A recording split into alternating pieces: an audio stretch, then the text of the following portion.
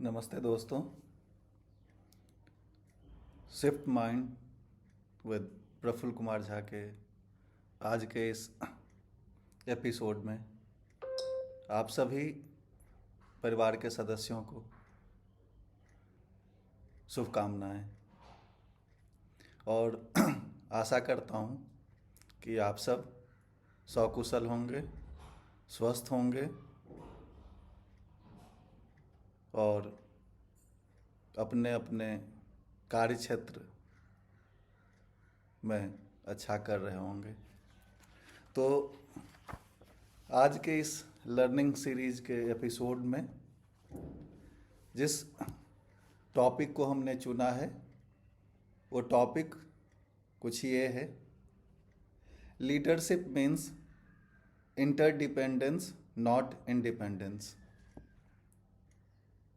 और Harvard professor Linda ए हिल अपने किताब बिकमिंग द बॉस में लिखती हैं, new managers often fail at least initially because they have the misconceptions about what it means to be a boss. One of these myths is that your newfound status gives you the freedom to do what you want to for the company. Instead, you tend to find that your role is defined by interdependencies, by relationships with your employees, superiors, peers, and others inside the and outside the company. All of them have their own goals, needs, and priorities, which make conflict with yours. To lead well, give up the idea of freedom and focus on building effective relationships. फिर आगे लिखती हैं, You will ensure your team has the connections and support to succeed, which means you will do it too.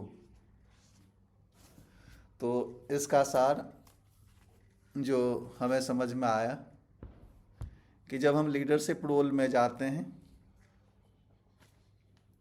और जब हमें नया managers, senior managers, GM, DGM, VP, senior VP, CFO, CEO, board of directors वगैरह वगैरह का जब position मिल जाता है, जिसे अगर हिंदी के शाब्दिक और देहाती भाषा में कहें कि जब हमें उन पोजीशंस का तगमा हासिल होता है तो हम अपने आप को सुपर बॉस समझने लगते हैं।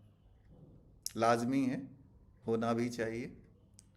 लेकिन लिंडा ए हिल अपने किताब बिकमिंग द बॉस में ये कहना चाहती हैं कि बॉस का मतलब ये नहीं होता है कि आप आज़ाद हो गए हैं। और एक मुझे कविता याद आ रहा है कि उड़ जा रहे पंछी उन्मुक्त गगन में। तो ठीक है, ये शाब्दिक जीवन में, यहाँ पे शाब्दिक जीवन से मेरा मतलब है अपने professional, personal, family, social life में आपको बैलेंस बना के चलना होता है। हमसे परिवार है,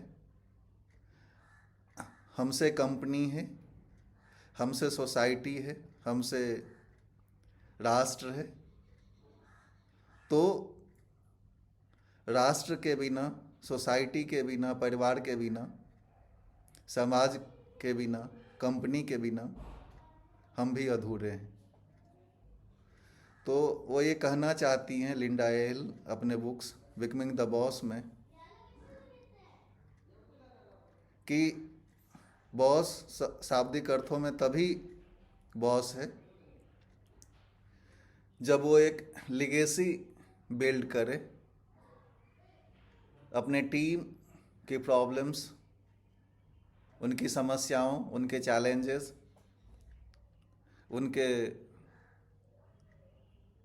स्ट्रेंथ, उनके वीकनेस को समझे और as a team, as a mentor, as a guide, as a boss, as a superior, as a leader उनको हर मोमेंट पे उनको सपोर्ट करें, मोटिवेट करें और एक ऐसा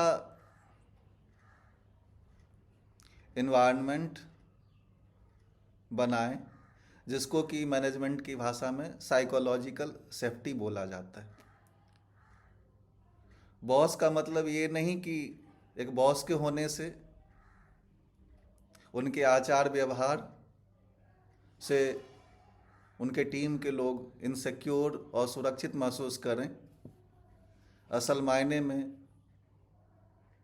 बॉस का मतलब होता है कि जैसा भी समय हो, टीम को लगे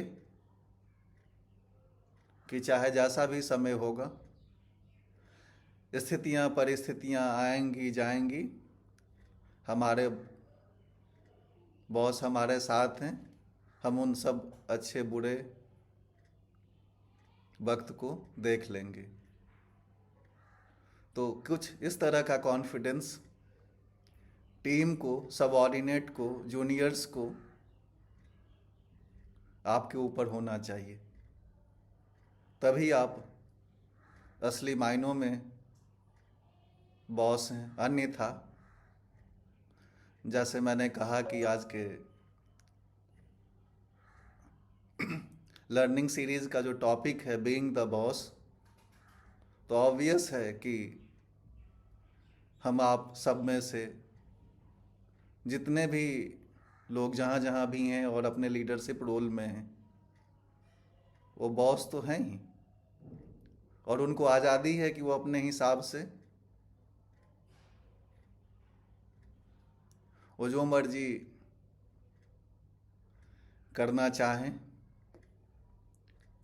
अपने पोजीशन पद का जिस तरह से भी सदुपयोग करना चाहें, कोई मनाही नहीं है। लेकिन अगर आपको बॉस बनना है तो आप सबको मेरा सुझाव है कि आप नेल्सन मंडेला बनिए, आप सर रतन टाटा बनिए, आप आनंद महिंद्रा बनिए, आप स्टीव जॉब्स बनिए। अन्यथा तो बॉस बहुतेरे हैं और हम सबको पता है कि उन बॉस के प्रति हमारी जो आस्थाएं हैं कितनी सकारात्मक हैं। तो आज के एपिसोड में बस इतना ही। आप सभी को ढेर सारा प्रणाम, आभार, इतना सारा प्यार और आशीर्वाद देने के लिए। फिर जाते जाते एक बार फिर आप सभी परिवार के सदस्यों को शिफ्ट माइंडसेट के प्रफुल्ल झा के इस एपिसोड में रिपब्लिक डे, गणतंत्र दिवस की हार्दिक हार्दिक ढेरों सारी शुभकामनाएं। जय हिंद, जय भारत।